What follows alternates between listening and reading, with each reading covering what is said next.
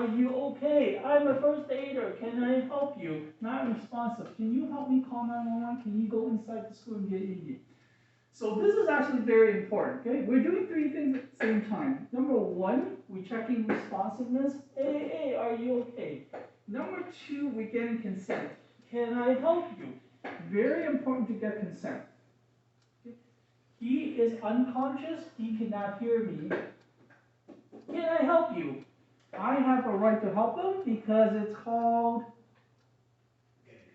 implied consent. Okay? When a person is unconscious, implied consent. I was always told pinch your ear or lobe or something like that. You don't do that anymore? All right, so WSIB has certain standards.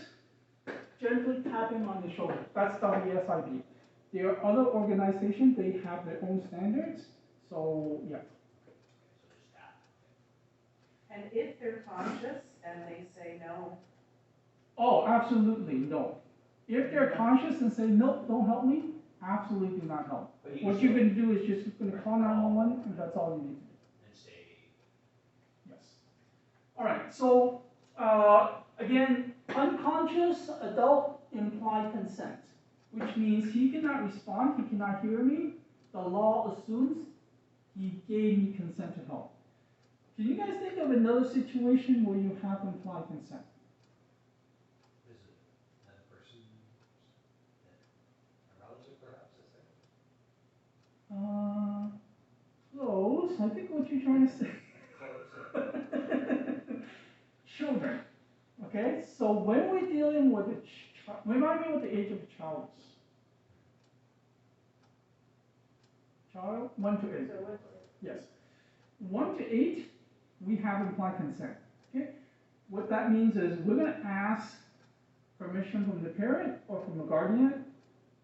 But with that said, I don't want you to force yourself on a child. Oh, yeah, I have implied consent, I must help you. No need to do that. Especially with special needs children, they don't like to be touched. Okay? You already called dispatch. Help is already on the way. You're going to walk to the back, monitor the child. Because if you start touching them, oh, I have implied consent, I must help you. They'll start kicking and screaming. No need to create that situation. If they become so ill that they stop kicking and screaming, yeah, then you can help. Okay? But all you really need to do is just monitor the child. That's going to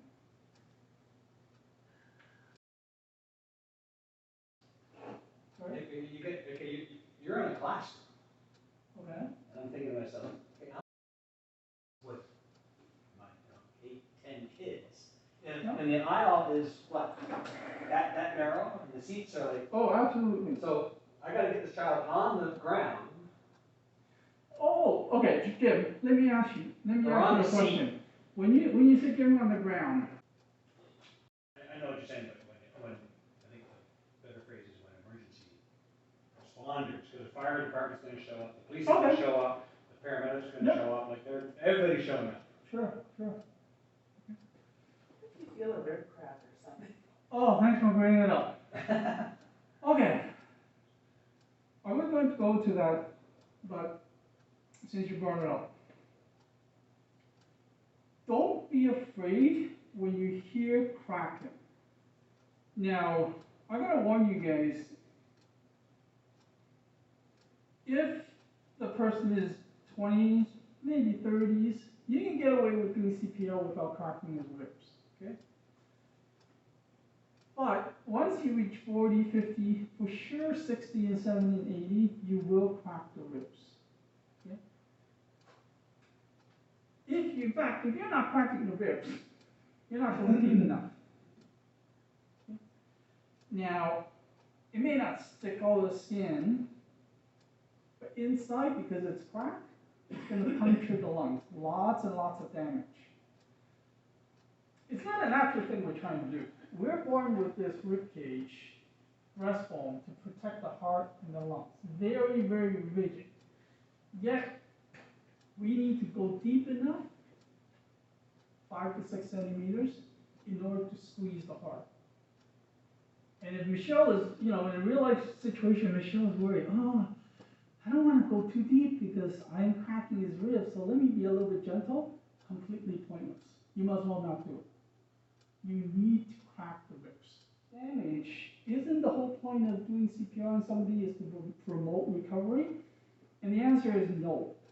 In fact, it's too bad the word CPR, R stands for resuscitation.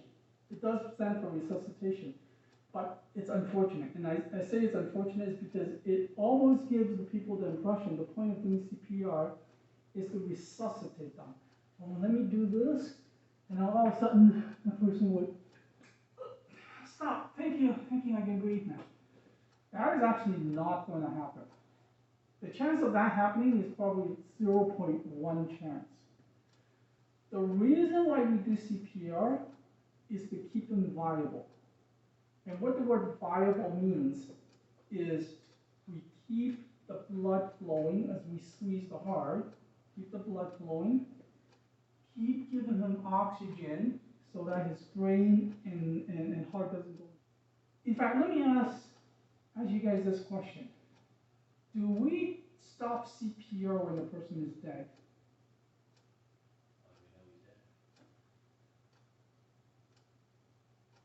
Very good. It's not our job. Okay, it's not our job. Number one, it's not our job to determine he's dead. Number two, remember what I told you. The point of doing CPR is to keep him viable. Think of viable as, life support. There's machines, the ventilators in the hospital, the person is already brain dead. Think of yourself as those machines.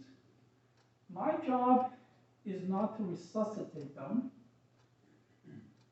but even if he's dead, my job is to keep him viable so that when the doctors come, when the paramedics come, they can make that determination.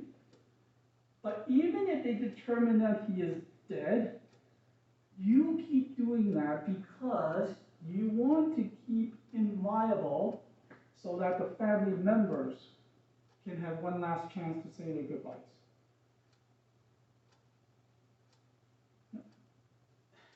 Okay. We've done all our, we're doing CPR. It's going to take, you keep saying it, 8 minutes for someone to arrive.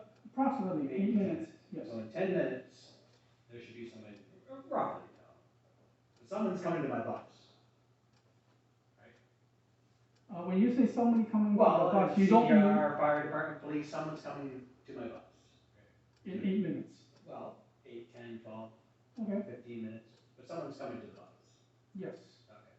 So in that time, I gotta keep going until someone else takes over, paramedic, police, fire department. Yes, absolutely. You have no choice. Okay. I mean, sorry, I shouldn't say you have no choice. Unless you cannot do it, then you're gonna ask, I'm capable. oh, I can't do it. Can somebody help me?